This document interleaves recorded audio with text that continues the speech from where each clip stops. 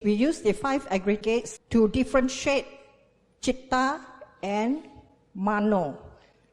Okay, the 5 aggregates are the physical body, that is the rupa, and there are 4 mental, that is the feeling, vedana, perception, sanya, volition, mental volition, that is the sankhara, and the 5th one is the consciousness, that is the vijnana.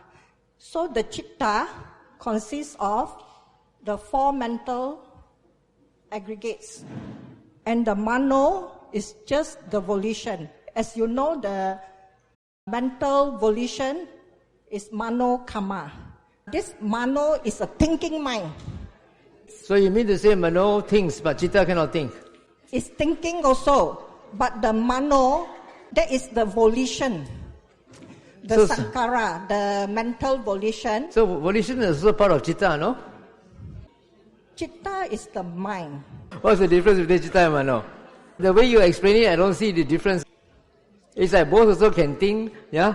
Then both also got volition, so which is which? The group, anyone can help from the group. Citta is the mind in the heart, which creates defilement, thoughts and emotions, such as greed, hatred, delusion, fear, love, compassion. Citta is that which defiled, enlightened, and liberated. Mano is often used for the mind as a sense organ. Example, mind consciousness, mano vijnana. Mind requires the ear as a sense organ to experience sound. Mind requires mano as a sense organ to experience its own creation, feelings, thoughts, and perceptions. My group says that mind is passive and mental action is active. Mind is the object and mental action is the subject. Citta and mano, both of them are interrelated by thinking. So I first go on with mano. So mano here is more like the coordinator of our sense organs. So for our sense organs, you know, we have 5. So there are the sight, smell, hearing, and also taste and touch. So which goes up to our eyes, nose, ears, our tongue, and also our skin. Next, for citta, it is our feelings, perception, and also our conditional intention which leads us to our personality. So each and everyone here have different kinds of personality. So that is how it differs each individual. Like for example, I take for example now, a red apple. If A sees a red apple and he likes it because that is his favorite fruit. And then B, if sees a red apple, maybe he feels like this red apple is not what he wants because he wants green apple because green apple is his favorite. So see, all we have is our eyes, but then we have different feelings towards an object. Then there's one more. Mano here, it creates intention which causes our karma. Yeah. We think that citta is a rising thought. That means it's a natural thought that suddenly come in. Just like our mind is always like the monkey mind. Every thought also can come in every minute. It's a continuous consciousness process of the mind. Whereas we think that mano is a reaction to the rising thought. Let's say, for example, we see a Ferrari. We say, oh, it's a beautiful car. Then the reaction is, I want to have it. So, whether it's a good reaction or bad reaction, depends whether our mind is a mindful mind or is unmindful mind. If let's say there's a mindful mind, we will say, okay, let me work very, very hard to own it. But it's an unmindful mind, I say, by all means, I go and get this car. I don't care it's legal or not legal. So there's a difference between citta and mano. So you're talking about mindful mind. When you see the Ferrari and you plan to get it, there's a mindful mind, is it? Because our thought can come anytime, any moment. So if you see something, if we are not so-called protected mind, the temptation is there. Our mind can think of something which we shouldn't do, can even break the precept. Or if you don't make the precept, it's okay. That's our... Okay. Your interpretation. The citta is very emotional base. And this is more controlled by external. It depends on the sense door. It comes through the sense door. How we react is through the sense door. Like for me, my own case, I really don't like my mother-in-law. Sometimes she opened the mouth, and I hear her sound. I haven't seen her. I hear from the kitchen to the sense door already. I get very agitated. So it's very much to the sense door it comes in.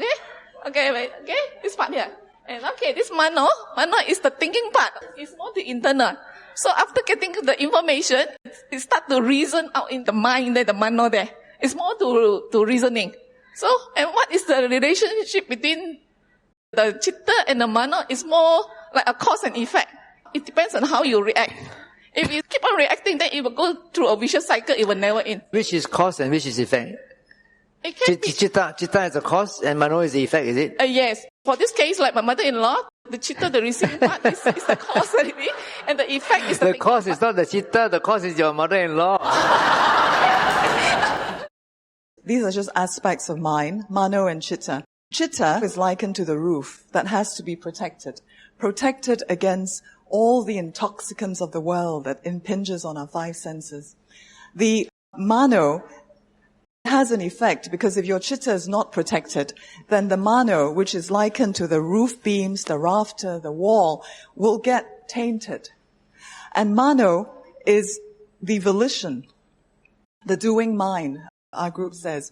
Somebody said emotional actions, but actually they say the citta is the one, because the citta is always terrified, but they're interconnected.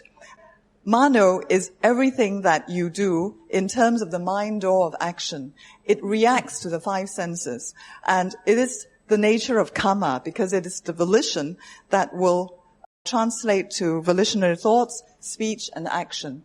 And citta is the one that we developed, that we protect, and it is the quality of awareness and heedfulness, because the link is this.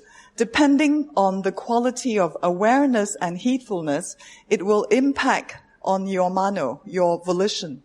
And the mano, the nature of what we think every day, our habitual speech, thoughts, and actions will impact on the quality of the citta. That is the link. At first, we discuss what is citta and what is mano, and then we discuss the difference between citta and manokamma. So, our first opinion about citta is that it is the knowing mind. It's the knowing mind versus the thinking mind. That's the mano. And then another opinion is citta is one of the sense bases, and then mano is the object of the sense base. When it comes to citta and manokamma, citta can be seen as the observer, manokamma is the observed. So the things that is observed by citta. And then another opinion is citta is a tool. Manokamma is how we use the tool. Okay. And then we also talk about first words of Dhammapada, which says, mind is the forerunner of all action. That sums up the relationship of the mind and the action. From Abhidhamma, Compendium of Abhidhamma, translated by Bhikkhu Bodhi, citta means consciousness, the bare awareness of an object. Are you sure Bhikkhu Bodhi said that? Yeah, in there, especially Sayadaw U Silananda. He explains citta as bare awareness of an object, or just knowing. You don't take note of the sign and the features. Okay.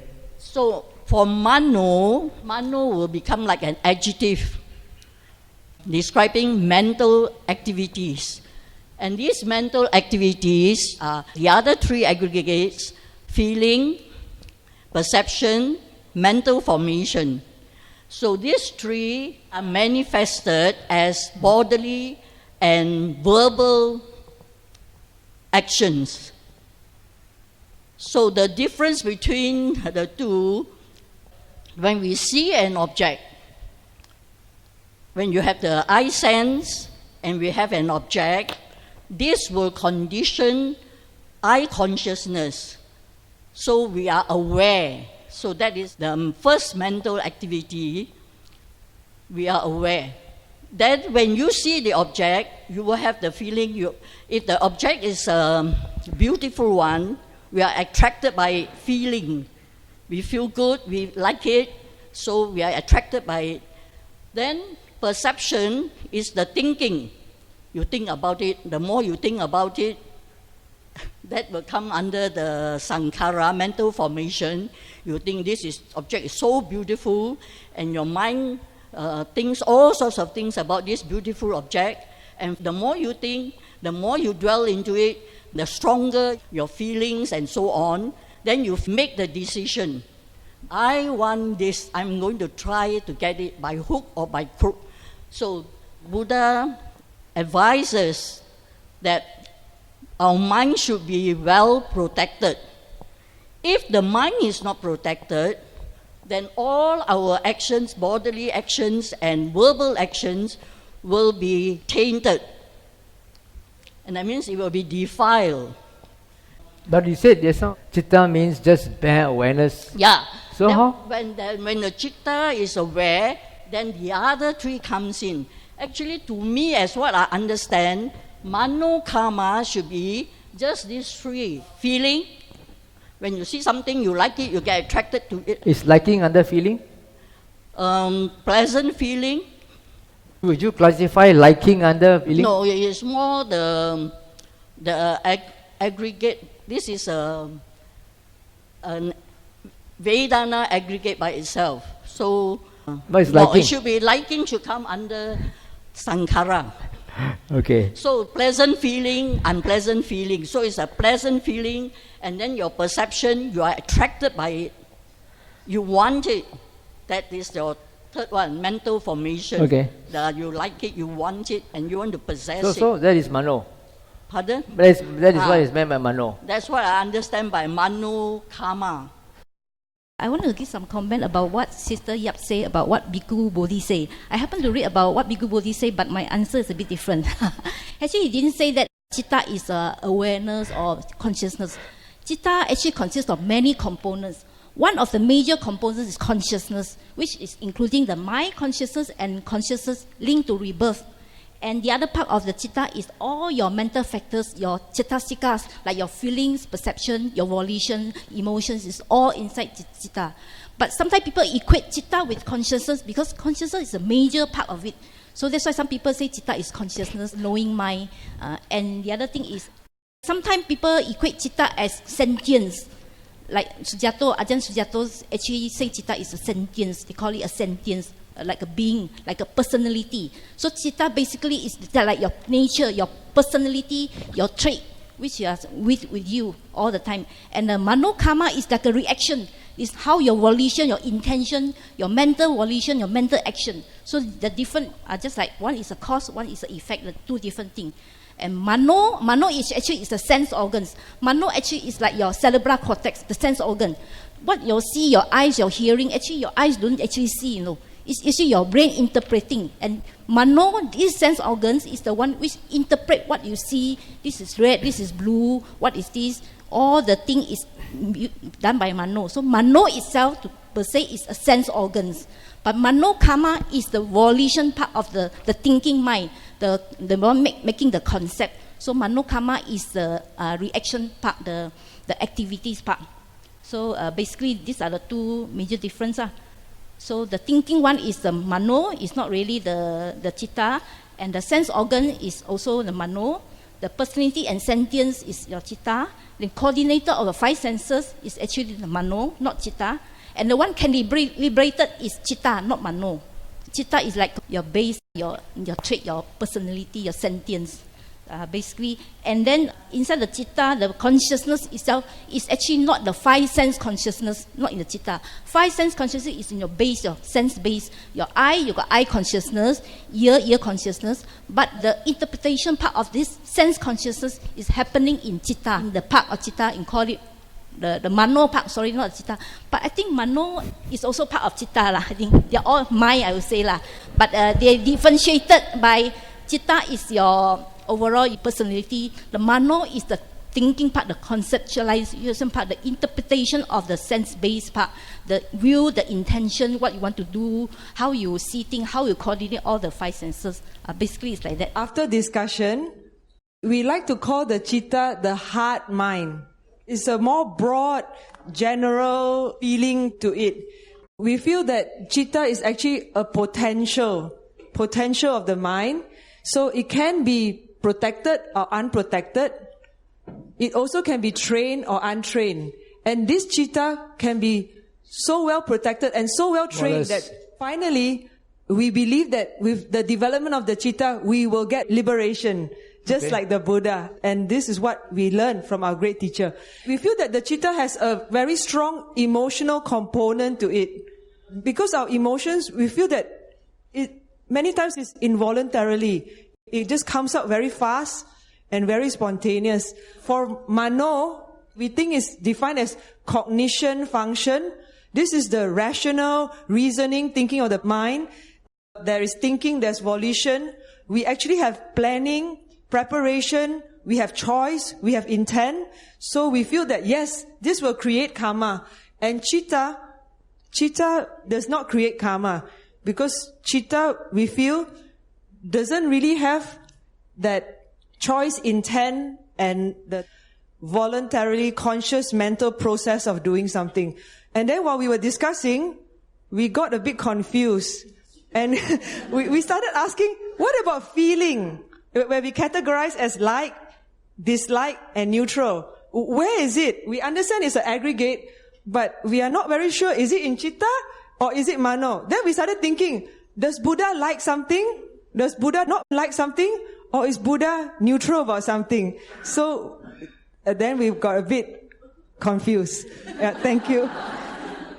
Are your findings based on the appendix or just personal opinions? Personal opinions. What do you do to the appendix? We read the appendix, we contemplated the appendix, we meditated on the appendix, then we asked ourselves, what do we think after that? Yeah, that's what we did. Okay. You didn't get an operation to remove the appendix. Householder, when the mind is unprotected, for those whose body, verbal and mental deeds are unprotected, mental actions become tainted. So I think we got the cue from here, from this excerpt. And also from the appendix, the luminous part and the corruption part. So this is where we got our cue.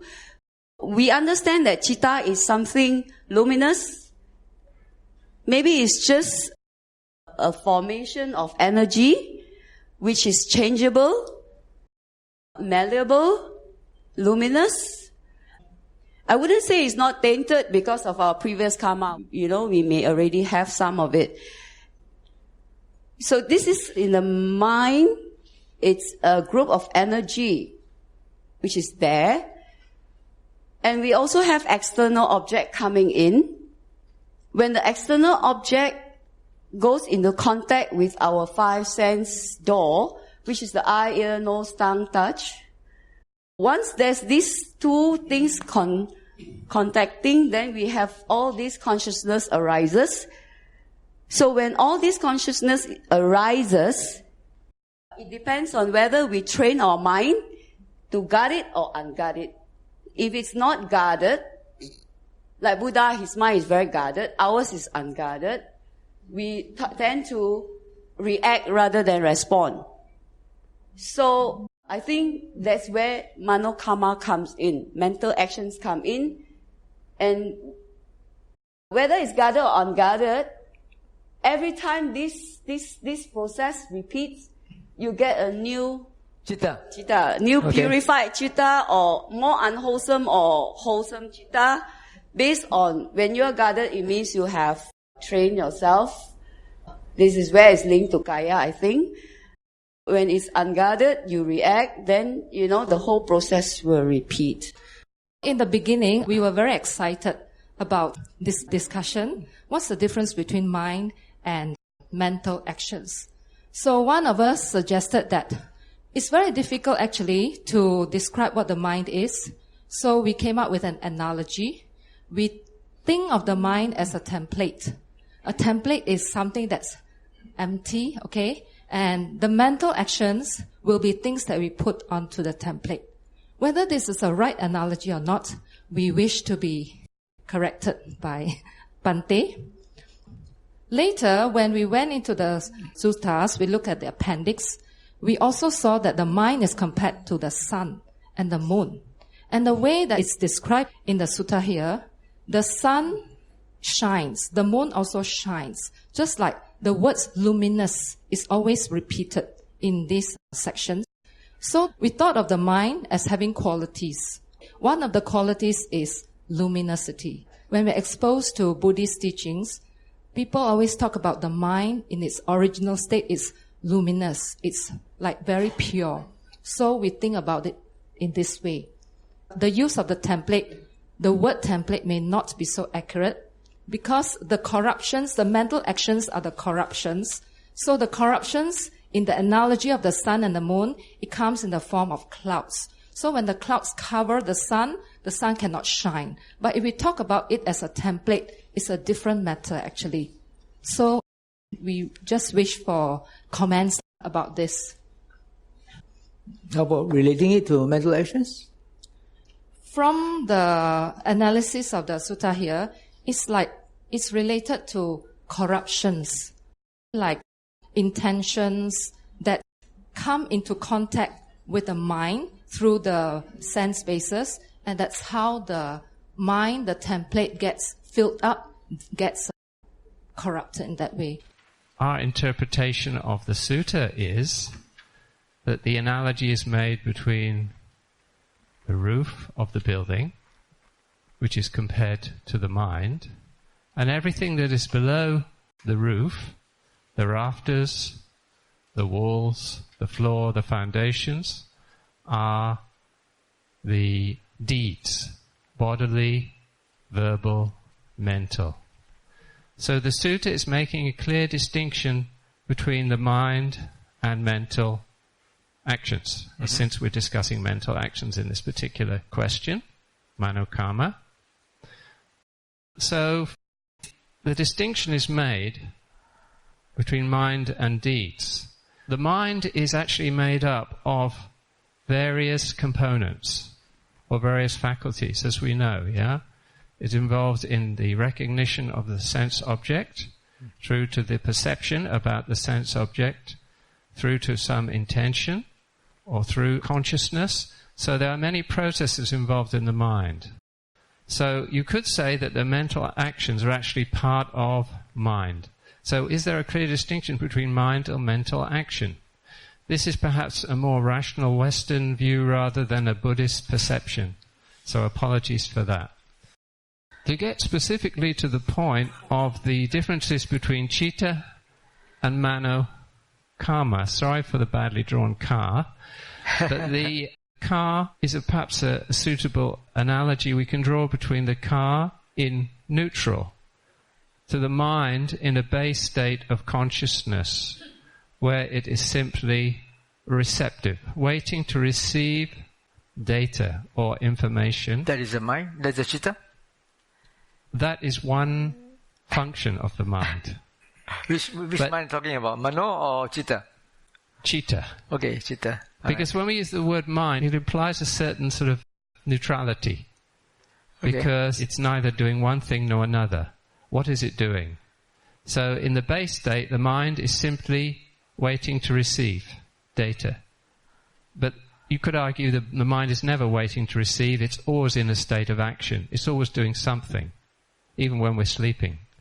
But the idea of mental action, manokamma, seems to me more about the car no longer being in neutral. The car is now in gear. It is engaged in gear. It is engaged in some activity.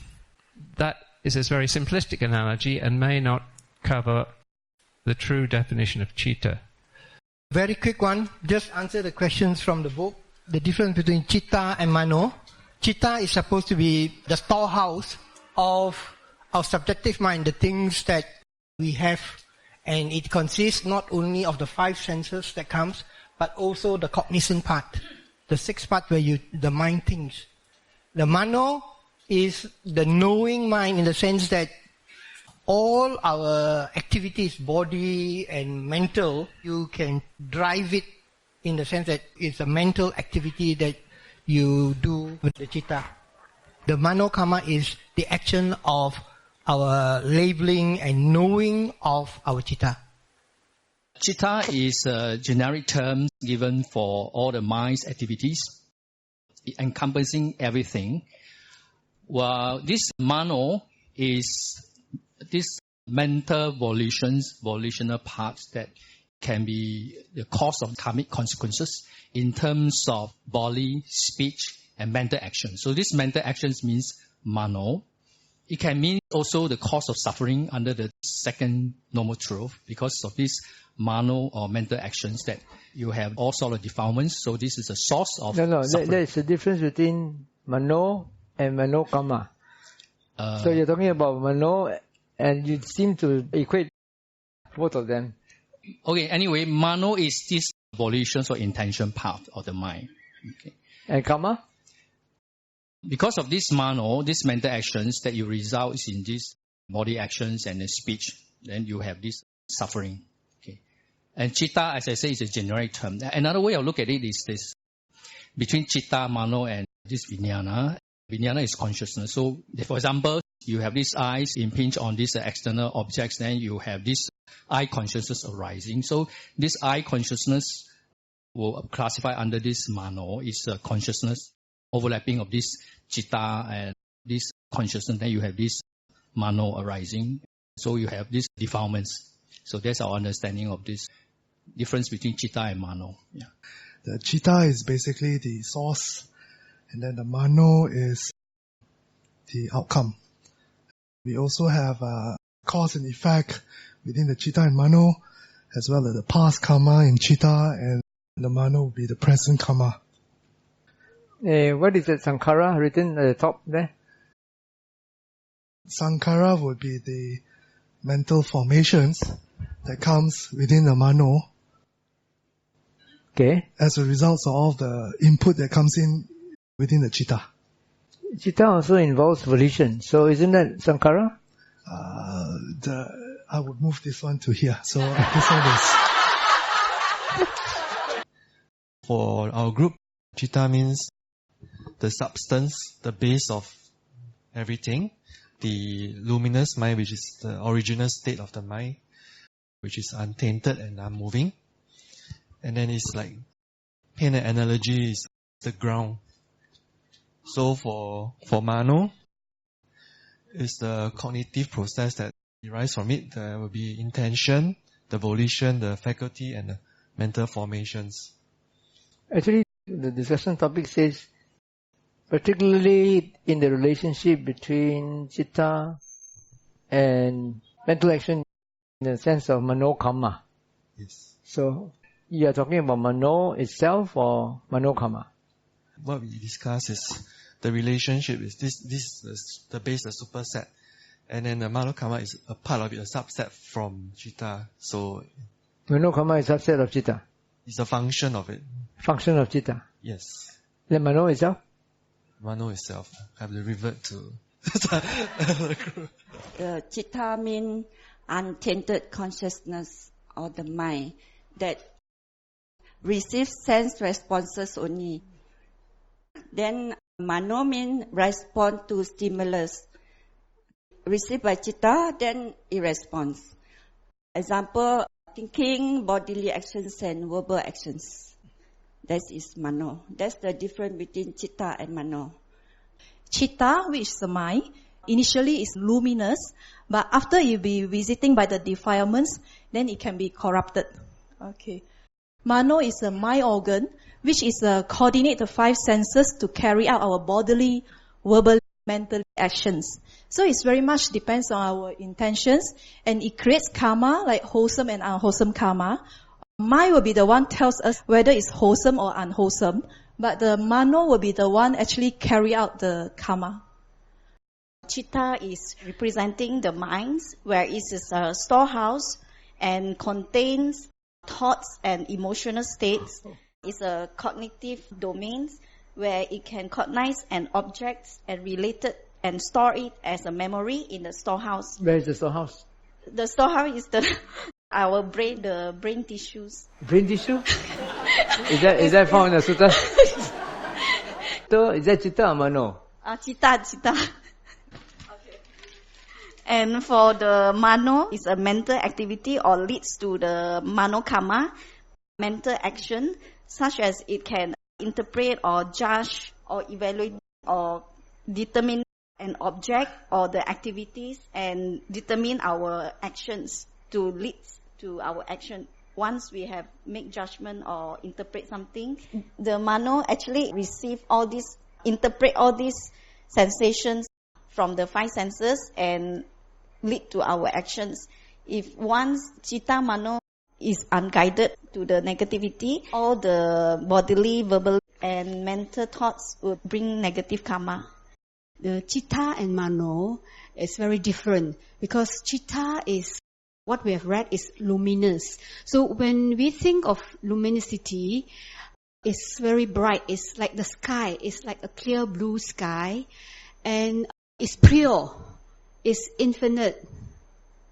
But when we think of mano, it's more active. It's a mental state. And it's like the clouds that sometimes blurs the sky.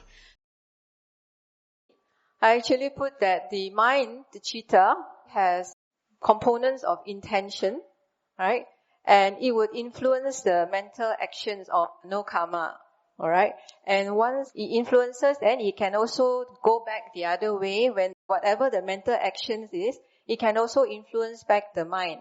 So if the mind has intentions or citta, then what actually happens is it influence mental actions that are, I will use the word positive for now. It actually talks about like what is inside here, that is, if the roof is badly thatched, that means if the intentions that are negative, then it will actually follow with mental actions that are negative.